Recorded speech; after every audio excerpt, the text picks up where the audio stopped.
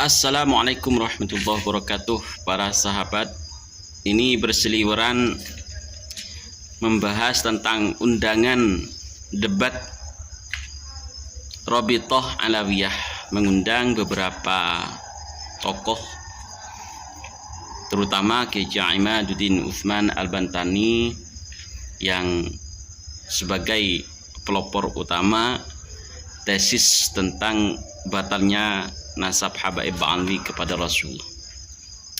Namun setelah saya mendengar beberapa video, itu banyak kejanggalan dari undangan Rabithah Alawiyah terkait dari durasi debat.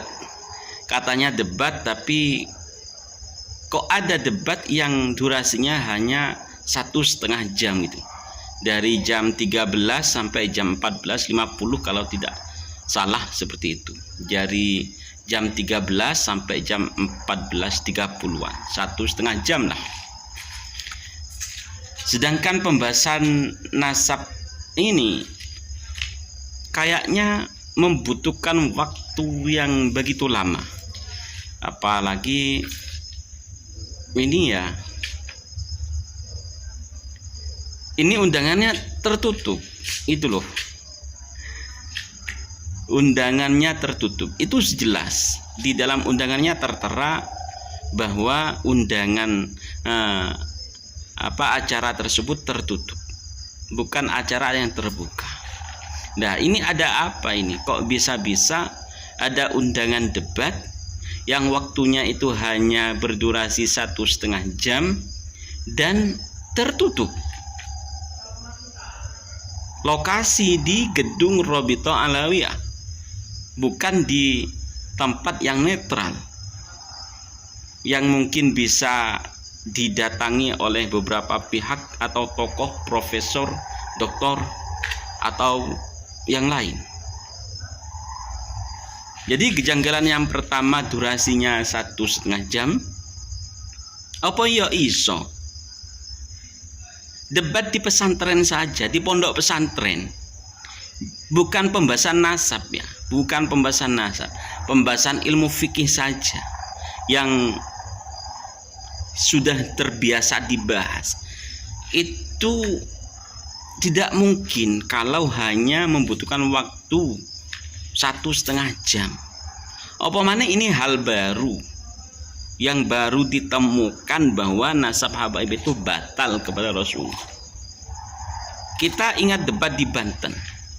Debat di Banten itu berapa jam? Itu pun belum kelar. Satu pertanyaan dari Kiai Imaduddin Utsman itu belum terjawab. Itu baru satu pertanyaan yang diwakilkan oleh Sayyid Qori pada waktu itu.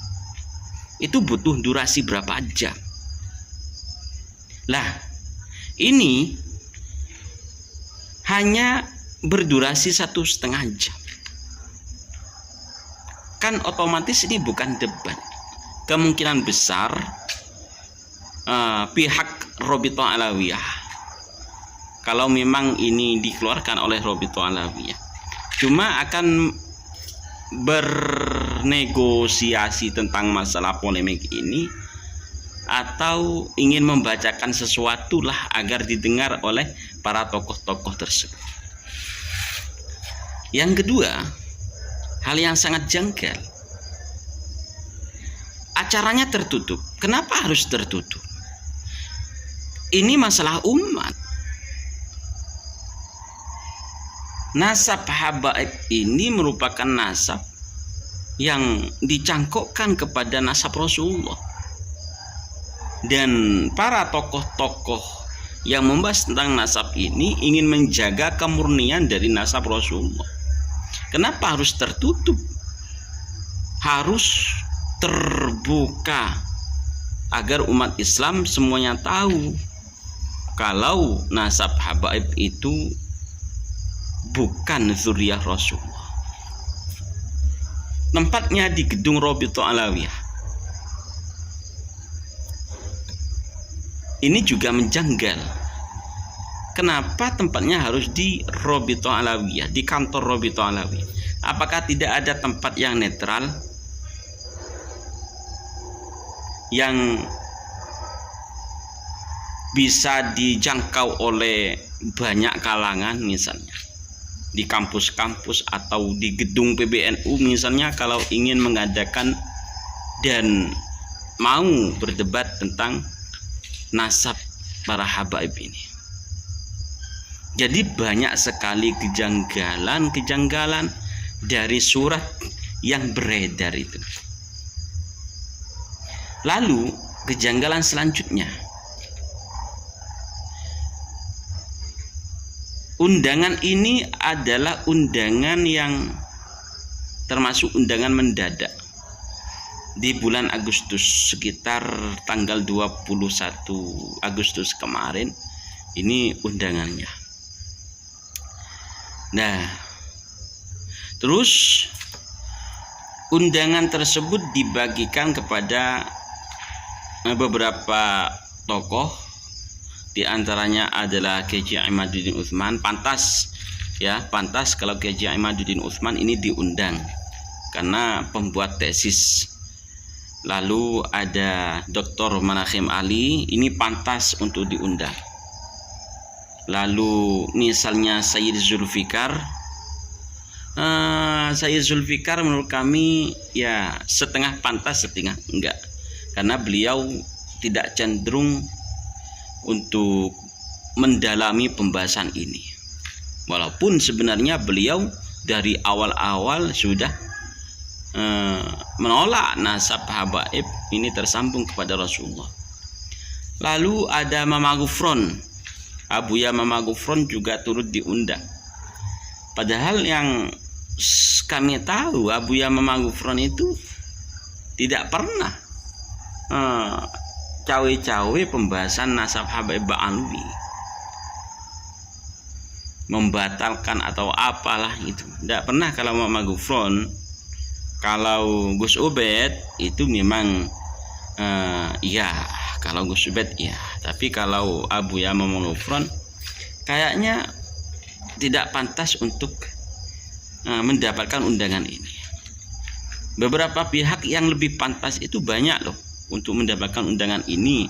Kalau misalnya ini memang debat, gak tahu kalau ini cuma framing, seperti Gus Aziz Yasuli, seperti Kiai Haji Nur Ihya, Dr. Sugeng sudah dapat undangan, ya memang pantas Dr. Sugeng dapat undangan.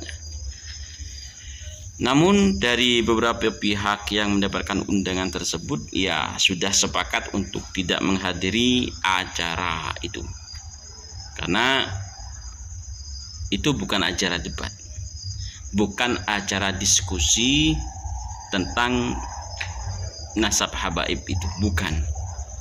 Karena apa? Beberapa hal yang sangat menjanggal sekali yang ada di dalam undangannya. Selain itu sahabat, menurut kami ini merupakan satu siasat dari kelompok mereka. Karena apa? Ini sudah tidak bisa membantah dengan ilmiah, sehingga mereka bagaimana caranya agar mereka tetap mendapatkan dukungan dari para muhibbin mereka. Nah, caranya ya seperti ini.